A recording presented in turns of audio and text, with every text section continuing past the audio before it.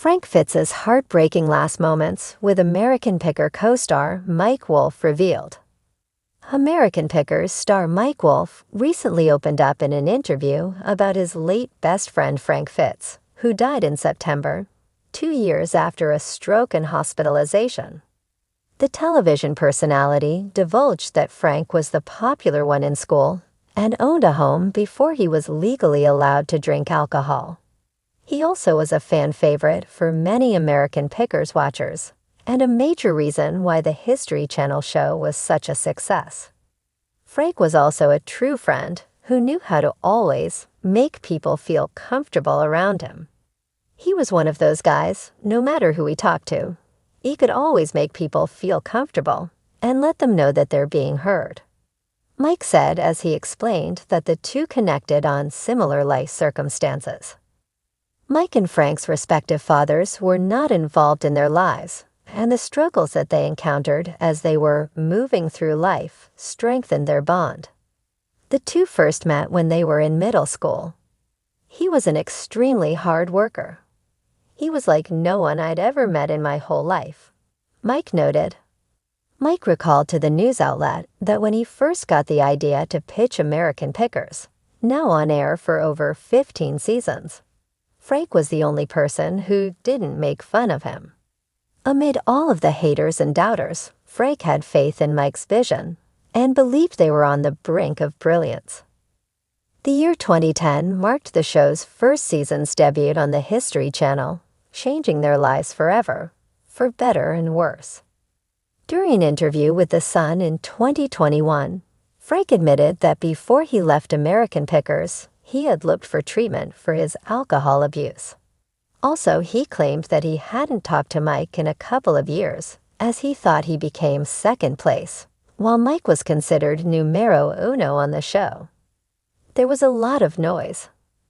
That's a nice way to put it, Mike said concerning Frank's interview with the publication.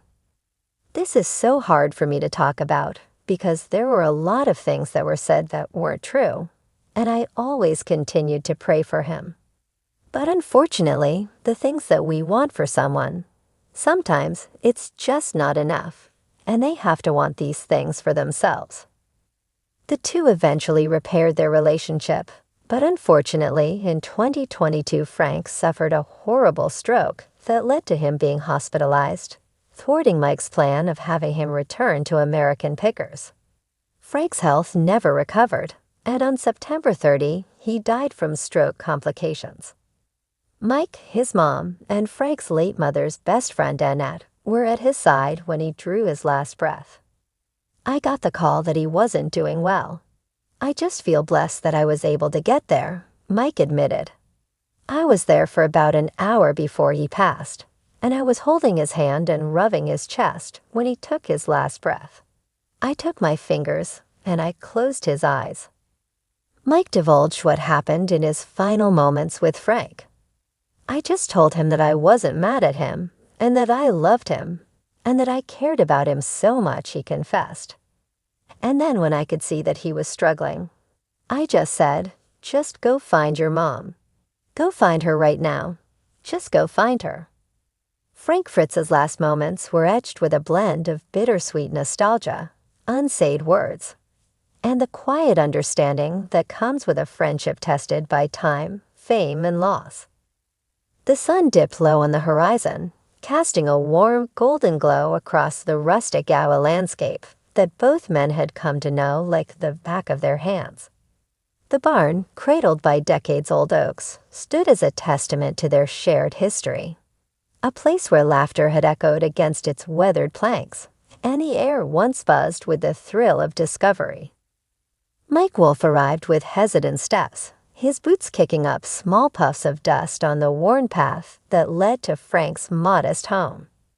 The familiar rattle of his truck engine faded into the distance, and for a moment there was only the soft chirping of crickets and the gentle rustle of leaves in the breeze.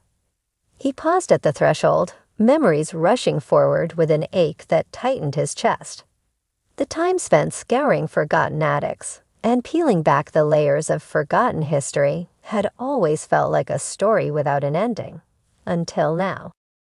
Frank lay propped up on a recliner, the dim light inside accentuating the fragility that had overtaken him. His eyes, once bright with the excitement of unearthing rare finds and reliving the stories they told, now held a faraway look that spoke of fatigue and acceptance. The room smelled faintly of old leather, dust, and the woody scent of the fire crackling in the corner. It was as if the space itself had come to life, paying tribute to the man who once breathed his own vitality into it. Mike, Frank's voice was raspy, but carried with it the familiar warmth that had made him so beloved. His hand, marked with years of sun and toil, lifted slightly in greeting. Mike swallowed hard, his own voice caught somewhere between disbelief and heartbreak. "Hey, buddy." There was a silence that settled between them, heavy with the weight of all that had passed unspoken in recent years. The rift that had opened up during Frank's departure from American Pickers, the rumors, and the silence that followed had been an uninvited guest in both their lives. Now it sat with them, acknowledged but ultimately powerless. "You remember that barn in Kentucky?" Frank's lips twitched into a small, fleeting smile. "The one with the old Chevy sign that nearly fell on you." Mike chuckled, a sound that was both a balm and a sharp reminder of days gone by. "Yeah, I remember. You called it before I even saw it. Swore up and down it was worth a fortune." "It wasn't," Frank said with a breathy laugh that dissolved into a cough.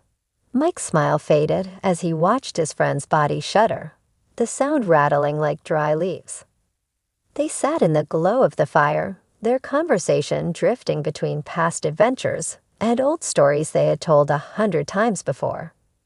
Each tale was a stitch, a small attempt to sew up the years that had frayed between them. As the hours wore on, a quiet understanding bloomed, unspoken but palpable. This was goodbye. "Mike, I've been thinking," Frank said after a pause.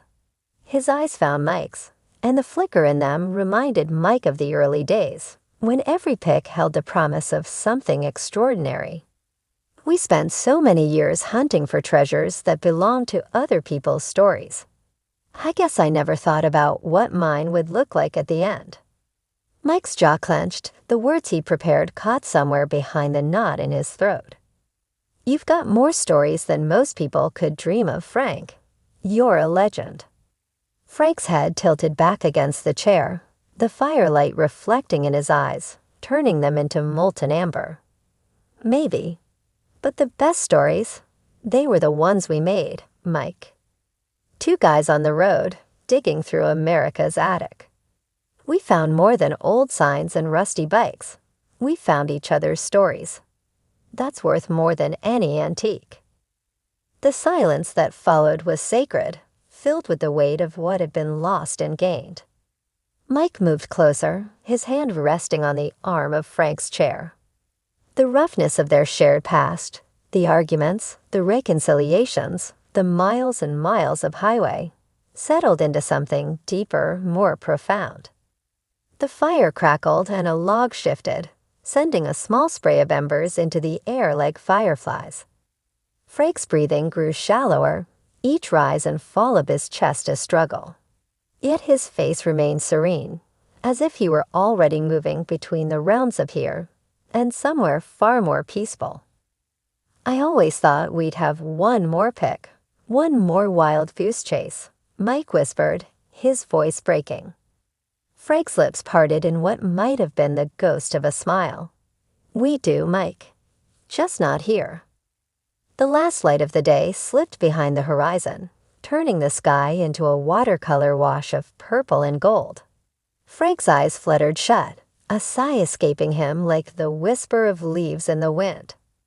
Mike sat there long after the fire had dimmed to embers, holding the quiet space between them. Outside, the wind carried the sounds of crickets, their song an elegy for a friendship forged in the search for forgotten treasures, now bound by memories that no auction could ever price. And as the first star of the evening blinked into the inky sky, Mike felt a rush of warmth, not just from the fire, but from the countless stories Frank had left him. A lifetime's worth of shared moments that would echo long after this night.